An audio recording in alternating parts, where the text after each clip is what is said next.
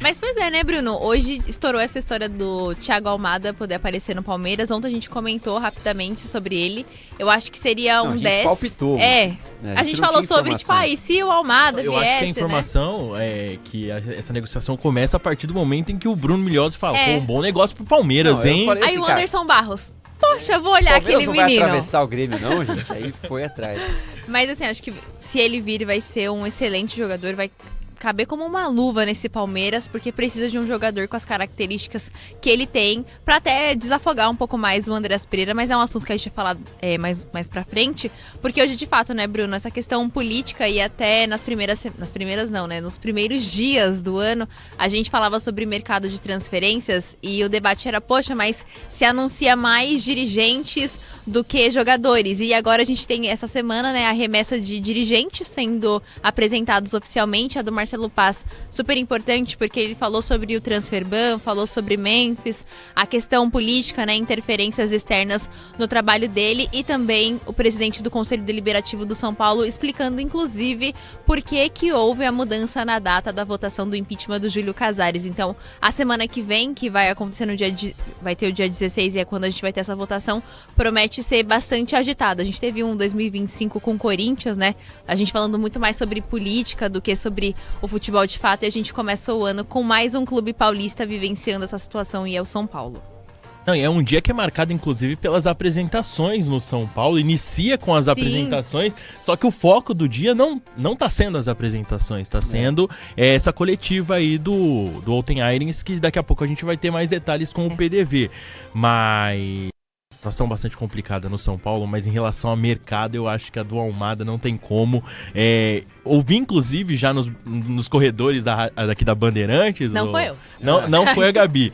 Mas já tinha torcedor do Palmeiras assim. Imagina esse sexteto, porque eles já estão garantindo um outro nome também, né? Que tá circulando nos bastidores do Palmeiras. É colombiano? Isso, então. Garantido, nada é garantido, viu? Mas tava assim, Calma, ó. torcedor. Imagina esse sexteto: Marlon Freitas, Andreas Pereira e eu. Tá bom, continua, mas quem?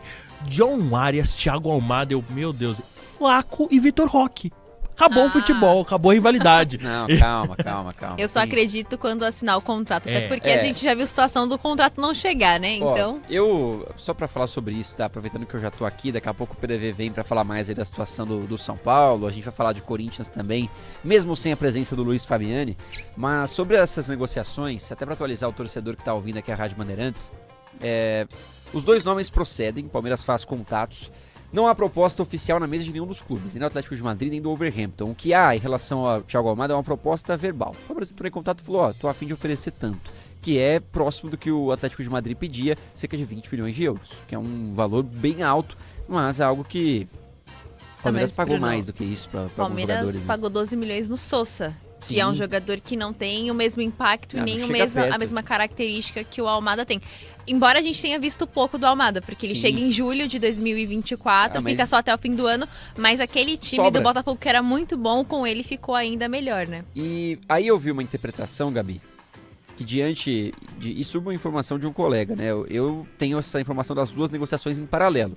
Houve um contato muito inicial com o John Arias, o Wolverhampton, que também deve custar ali os seus 20 milhões de euros, Sim. tá? Porque foi o que o Wolverhampton pagou ao Fluminense. Não devem vender ali por muito menos do que eles compraram, não.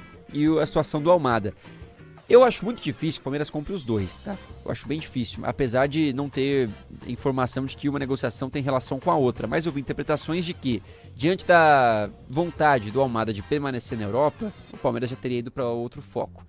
É uma conexão que pode ter sentido em relação às duas negociações, aí Arias e Almada. Eu não tenho, tá, gente, essa informação de que há uma exclusão, ou vem um ou vem outro. O que eu sei é que o Palmeiras realmente teve contato pelos dois jogadores para essa janela. E aí, agora sim, hein? É o famoso monitora, né? O Palmeiras monitora as situações, Não, mas né? mais do que monitora. Dessa vez o Palmeiras fez contato mesmo, foi atrás para entender a situação e em relação ao Almada já colocou ali uma sinalização importante. Ó, pago tanto, isso aí que você tá querendo eu consigo pagar.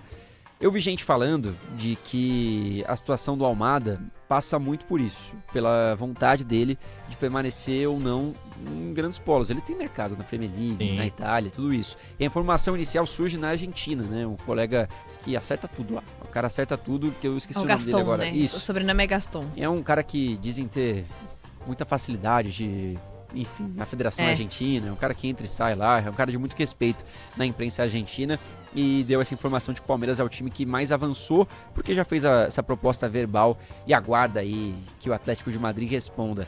O Atlético Sim. de Madrid pagou isso ao Botafogo, né? 20 Foi. euros. Não, e a gente ouviu falar primeiro desse assunto ontem com o interesse do Grêmio, mas desde que surgiu o nome do Palmeiras, a gente não ouve também mais falar do Grêmio. É.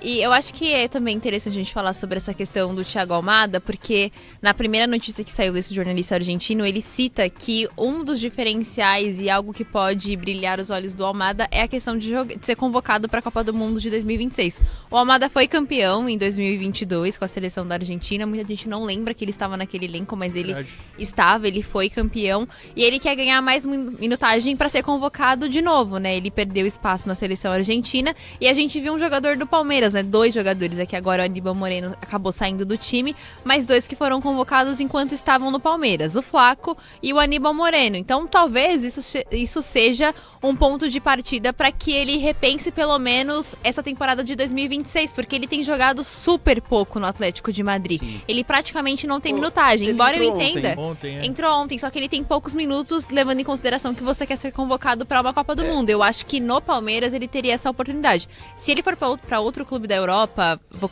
chutar alto, tá, gente? Vou falar assim, a Inter de Milão contratou o Almada e ele é um titular absoluto. Aí a gente super entende. Mas ele ir para um outro clube da Europa que não vai proporcionar para ele minutagem, que é o que ele quer enquanto jogador para ser convocado para a Copa de 2026, aí eu acho um pouco mais arriscado. E o Palmeiras seria uma opção, porque ele seria titular, né, Bruno? Eu acho que dificilmente o Maurício ou o Rafael Veiga tirariam uma vaga absoluta do Almada nesse time.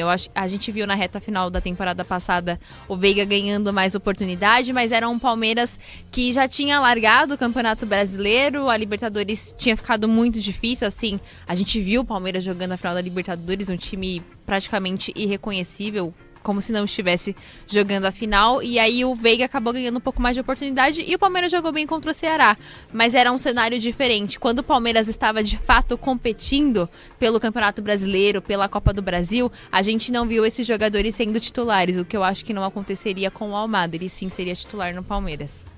Facilmente. Porque aí você tem Andrés Pereira, Marlon Freitas e o...